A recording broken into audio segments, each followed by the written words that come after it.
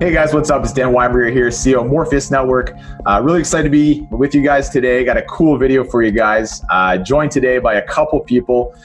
Firstly, I'll say what's up to Noam Eppel, my co-founder. Noam, how you doing today, buddy? Hey Dan, happy Friday. Doing well.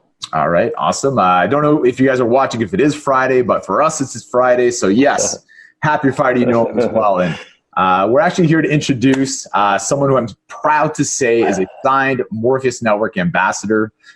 He's calling in straight from Mexico, Ariel Mizrahi. How you doing today, Ariel? I'm doing great, Danny. Nice to see you again. Hi, Noam. Hope everything is great. Thanks God it's Friday, and let's see what we can do over here. Awesome. Thank you. Yes, definitely. So Ariel, I know about you. But I wanted, right out of your mouth as well, your words. Tell us a little bit about yourself and your background as well. Of course, Danny. Look, I have been working in the retail industry for like all my life. Right now, I am the head of new business development for Control4 here in Mexico. And I am connected to a variety of companies who have different needs, like in different aspects, like technological, supply chain, finance, and some other fields. And I am always interested in technology. This is my part-time job. I also do some other things with many big retail stores. For example, bringing some new products oftenly, and well, that's been my whole life. Mm-hmm. Great. So Ariel, tell us, why did you decide to become an ambassador for Morpheus.Network, and how do you see yourself adding value for Morpheus.Network? Well, I deal with many global companies who have complex supply chains. So Morpheus provides the technology that many of my partners and network and connections need. So I can help my own network while pushing new technology and helping Danny and you guys at Morpheus.Network all at the same time. Awesome. Yes, we're very excited about that. And I feel like we've already started with our projects already and can have a lot of projects down the road. So maybe you want to talk a little bit about the first project, the first use case you're kind of tackling right now. Of course. There's a great project in the works. What we are doing over that project is that we are adding visibility by geolocating the handling points and, the handling points for an international shipment for a big Mexican client of mine. It's a very big supermarket retail, one of the big players here in Mexico, definitely.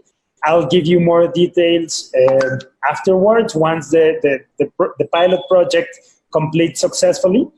And I am really, really excited to complete the pilot project, which is going extremely smoothly, thanks for Danny and the whole team, of course. And let's see how it does.